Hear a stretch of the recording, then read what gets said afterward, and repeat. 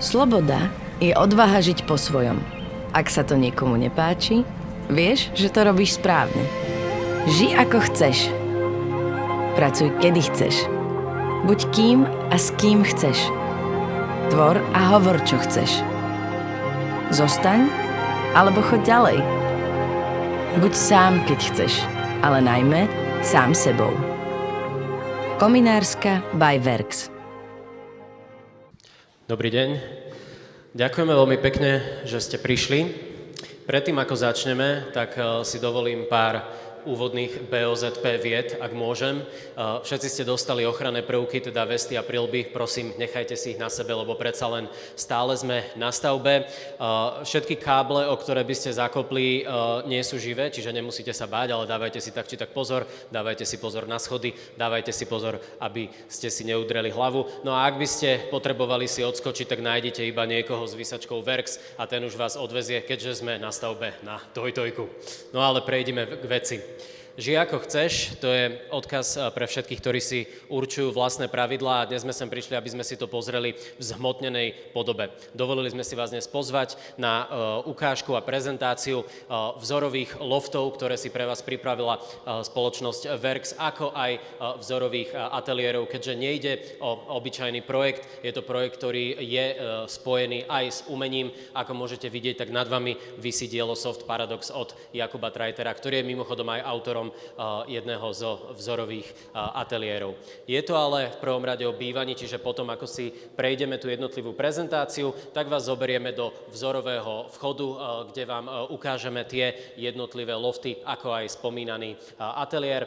Celý čas vám budú k dispozícii jednak architekti, ktoré tieto lofty navrhovali, ako aj umelci a zároveň aj zástupcovia spoločnosti Verx. No a pri tejto príležitosti už volám na pódium Martina Mistrika, ktorý vám v úvodnej prezentácii predstaví tento projekt. Dobrý deň, prajem. Mne povedali, že mám 5 minút. Ja by som potreboval minimálne 5 hodín, aby som zhrnul tých 10 rokov, čo máme za sebou.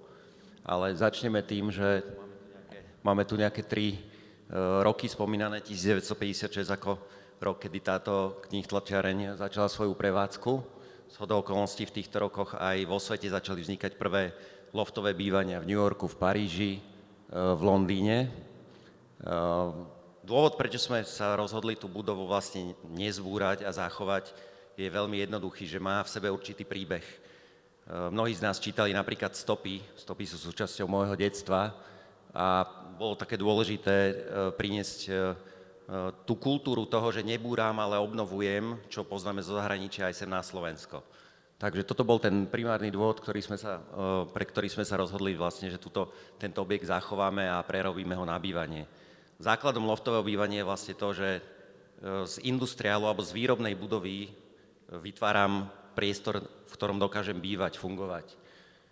Toto je cieľ aj vlastne tejto rekonštrukcie, ktorú spolu s ateliérom Good Good pripravujeme od roku 2016 a tým priamo prechádzam možno do tej histórie 10-ročnej, kedy sa mnohí pýtajú, že prečo to toľko trvá, ten dôvod je veľmi jednoduchý. Čiže prvé 2-3 roky manuálne vypratávanie, búranie, čistenie a príprava na vlastne zameranie tých pôvodných konštrukcií, aby sa dalo reálne kreovať. Následné 2-3 roky, povedzme, nejakého kreovania a príprava na stavebné procesy.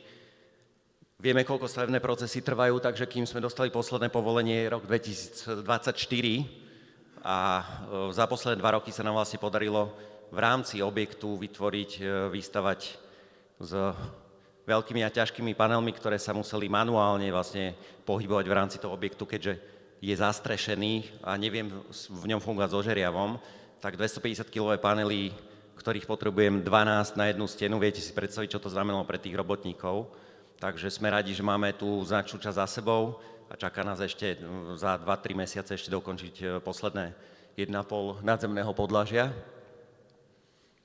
A vlastne sme v roku 2026, kedy sa chystáme na jeseň stavebno-technický objekt dokončiť a pripravovať sa vlastne na kolaudačné procesy. Možno ešte pár slov k lokalite.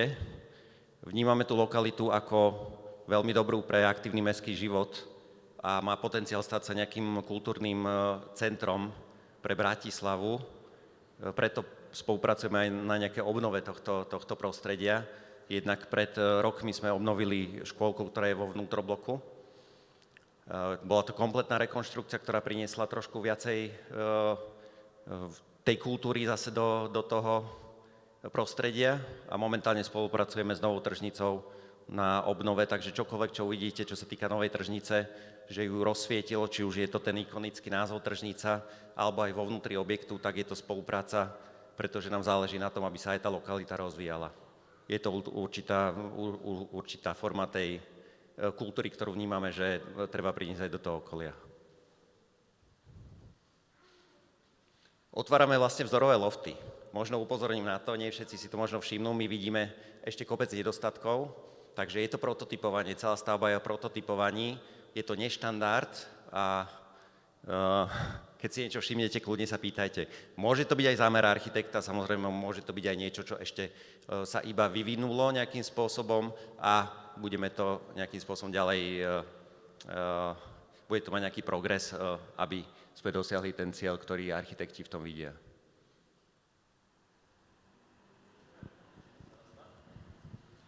Raz, dva. Ďakujem pekne.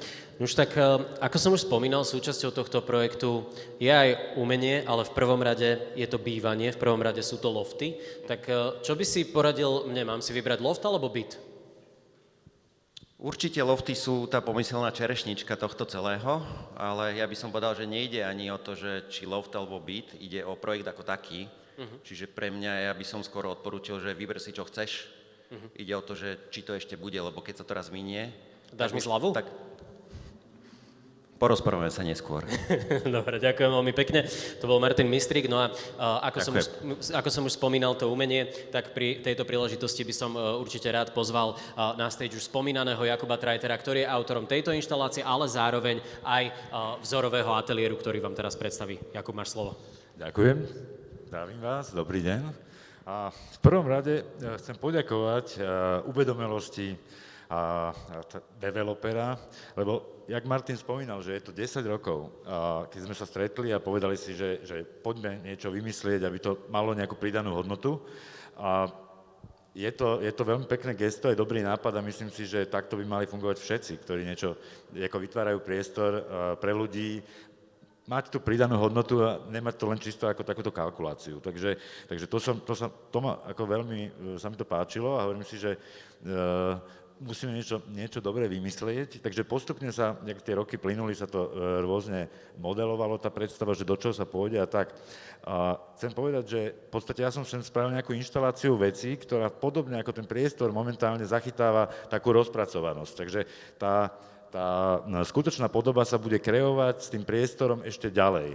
A chcel som nehať takú surový finish alebo surový pocit z tých materiálov, lebo zhodou okolností, ako toto je korten. Korten bude hrdzavieť a prejde zmení to ten povrch, ale pre mňa má tá oceľ v tejto podobe, takejto ešte čistej, surovej, to pominie a takto neostane, tak preto som sa rozhodol to takto ako nehať. Je to hodne spontánna záležitosť, ale hovorím, bude sa to ďalej vyvíjať. Áno, mám tu aj vzorový ako štúdio alebo ateliér, tak sochárska práca má viacej disciplín, viacej odvetví, tak povedzme, že toto by bolo na tú čistejšiu robotu, lebo ináč by som nebol obľúbený ako sused asi vôbec, ale tak by som sa prispôsobil skorej takýmto spôsobom, že... alebo aj komunikačný priestor, showroom a tak ďalej. Tá svetlá výška nám dovoluje sa celkom vyblázniť. Keď je niekto kreatívny, tak si to môže hodne urobiť podľa seba také nekonvenčné, ale musí byť schopný sa rozhodnúť sám za seba a chce to trošku akože asi človeka, čo vie, čo chce a tak ďalej, čiže ide o špecifických asi aj ľudí, čo majú záujem tu na pôsobiť. Mne sa ten projekt veľmi páči a hlavne sa mi páči prístup ešte raz developera a spoločnosti Works, Martina Mistríka, akým spôsobom komunikuje, neháva takú kreatívnu. Máme taký kreatívny vibe spolu, takže to som ešte nejako nezažil. Spolupracoval som aj s inými takýmito developermi, ale toto je hodne taký pocit, že nemám vôbec, je to veľmi ľudské, takže to bude asi veľká pridaná hodnota. To je tak za mňa asi všetko. Ďakujem. Ďakujeme veľmi pekne. Predtým, Jakub, ako ťa uvoľním z pódia, sa ťa ešte spýtam, že ak by si ty do loftu mal vybrať jeden kus umenia, ktorý by nebol od teba, tak od koho by to bolo a čo by to bolo? No, tak... Možno by som si zobral Edvarda Muncha od pána Steinhausera Galerii, alebo niečo... Nie, tak asi by som išiel do niečoho svojho. Do svojho? Áno. Dobre, treba byť sebavedomý v tomto. Ďakujeme veľmi pekne. No a od umenia prejdeme teda k bývaniu. Erik Pastucha je prvým architektom, ktorého si dnes pozvem na pódium, ktorý s loftom pracoval ako miestom každodenného komfortu a svoj loft navrhol pre rodinu, čo je dôkazom toho, že loft nie je naozaj iba bývanie pre single ľudí, ale že sa dá prispôsobiť naozaj na taký ten každodenný život. Čiže dámy a páni, privítajte prosím na pódium Erika Pastuchu. Dobrý deň. Tak ako už Adel spomínal, mojou úlohou bolo vlastne demonštrovať, že loftové bývanie nie je určené iba pre jednotlivca alebo mladého človeka alebo nejakého umelca. Práve naopak je to podľa mňa, že úplne vhodný priestor pre rodinu, ktorá má rada nadčasové, štýlové bývanie a chce sa líšiť možno od takej tej klasickej rodinky niekde na periférii mesta. Takže ja som sa zhostil úlohy toho ukázať, že áno, aj toto je možné. Toto bol zrovna tento byt pre konkrétneho klienta, ktorý má 2 deti, pre rodinu. Čiže myslím si, že sa nám to podarilo, aj akoby moja práca a práca mojho štúdia je. Takže neviem, či by som k tomu ešte povedal, možno, že niečo, že celý návrh je kvázi robený tak nadčasovo, ktorý vlastne kombinuje nejaký elegantný štýl, moderný, funkčný s loftovým bývaním a myslím si, že to úplne perfektne funguje, čo už potom môžete vidieť aj priamo v lofte. No super, tak ďakujeme. Ešte predtým, než ťa uvoľním, tak sa ťa spýtam. Ty si spomínal, že ty si to robil pre rodinu. Ak by si to robil pre seba, v čom by to bolo iné? Ale čo by tam muselo byť? Ja asi viacej by som išiel do surových materiálov, som bol taký viac freestyle. Jasné. Viac by sa to podobalo tejto hale. Asi, hej, aby som to tak akože úplne na ten detail nehral. Jasné. Takže ale hej, tuto je klient, ktorý je náročný, má rád v podstate už exkluzívnejšie veci, italiánsky dizajn, takže je to taká fúzia toho loftového bývania a vlastne tohto dizajnu. Rozumiem, tak teším sa, keď to uvidím naživo. No tak ďakujem veľmi pekne, to bol Erik Pastucha. Ďakujem tiež. No a presuňme sa k budove ako takej, lebo tu je autorom samozrejme renomované štúdio Good a k tomu už nám niečo určite povie a k tomuto projektu ako takému, aj ako to celé postupovalo samotný Lukáš Kordík z ateliéru Good, tak ho prosím privítajte na pódiu. Dobrý deň. Cesta vlastne k dnešnému dňu je pomerne dlhá, tak ako vlastne spomenul aj Martin Mistrík, je to vlastne 10 rokov, ja si to pamätám úplne presne, pretože v čase vlastne, keď sme začali kresliť tento projekt, sa narodila moja dcéra a tá v podstate o 2 mesiace teda oslavuje 10. narodeniny, takže mám to tak ako prepojené. Ja by som možno nadviazal na to slovo sloboda, ktoré sa tu objavilo. Ja som si v úvode myslel, že to malo súvis s revolúciou, respektíve s oslavou 17.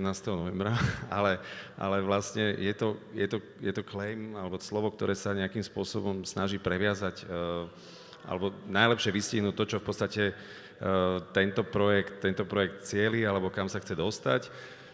Pre nás akoby slovo sloboda tu má niekoľko významov. Jedna vec je taká, že my sme počas všetkých tých 10 rokov mali vlastne absolútnu tvorivú slobodu. To znamená, že klient alebo investor v podstate od prvého momentu s nami veľmi intenzívne diskutoval, dával nám maximálny priestor k tomu, že čo vlastne chceme vytvoriť a ktokoľvek vlastne na tom projekte pracoval nejakým spôsobom, asi túto informáciu by vedel potvrdiť. A ďalšia vec je potom samozrejme teda tvorba ako keby v týchto veľkorysých priestoroch teda docieliť to, čo sme v nich vlastne hľadali, a to je ako keby tá priestorová sloboda. To je vlastne to, čo tu môžete potom vidieť, keď sa budete tými priestormi prechádzať, že je to vlastne niečo, čo je nevídané, čo je veľkolepé, čo v podstate stačí iba nejakým spôsobom okupovať, možno si na to len zvyknúť a predstaviť si, že tu by som vedel pracovať, tu by som vedel žiť, a to je vlastne to, čo sme sa snažili potom aj docieliť v tom nejakom našom samotnom návrhu interiéru, ktorý v podstate pracuje len s tým, že my sme ten priestor, tak ako je navrhnutý v tej svojej surovosti, priestorovej nejakej komplexnosti, doplnili o kusové nábytky, ktoré v zásade si môžete doviezť len so sebou a začať v tom byte bývať. Čiže asi toľko. Super, tak ďakujem veľmi pekne, ale ostane ešte prosím ťa na pódium. Ja si k tebe dovolím zavolať aj konateľov z Verxu, pána Roberta Rajninca a Martina Mistrika opätovne, pretože mám na vás troch páni jednu otázku.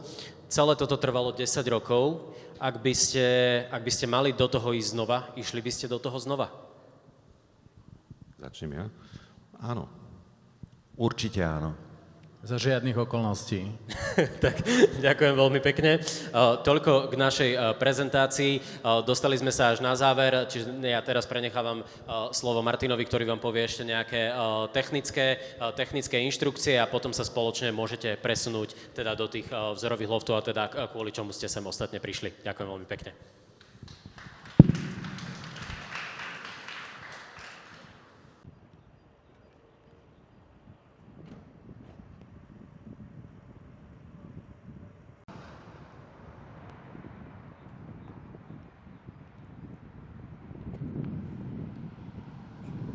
Tak vás zoberieme do vzorového vchodu, kde vám ukážeme tie jednotlivé lofty, ako aj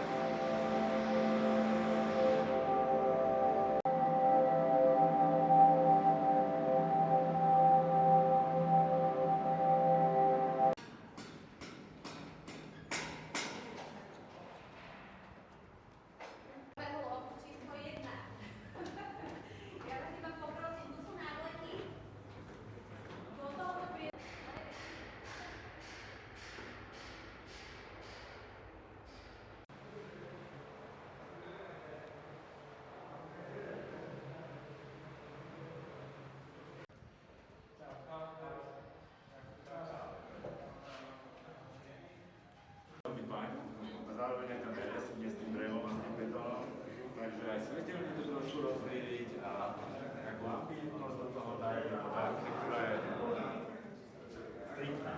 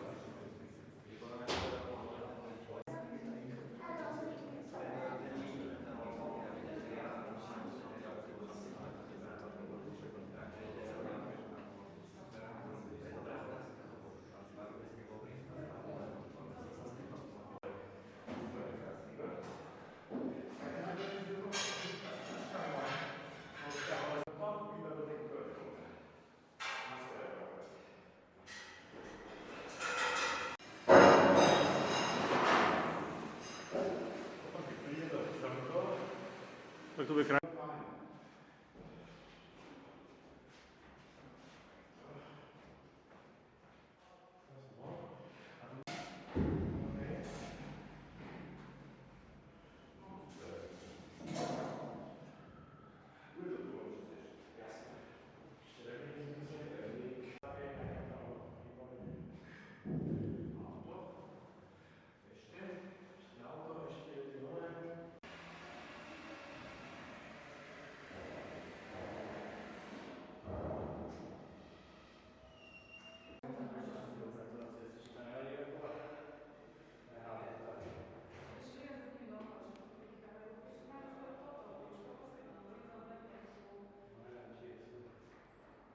Strop, takže pokojne sa môžete prejsť. Jasne, páči. Tá...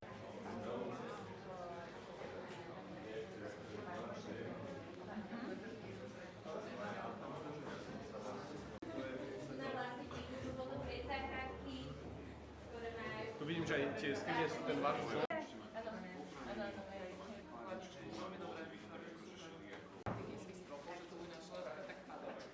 A práve, že vôbec tá vzdušnosť, akože to, tá otvorenosť dobre kompenzuje tu nízky strop, že toho stropu je mega, že feeling, že Áno.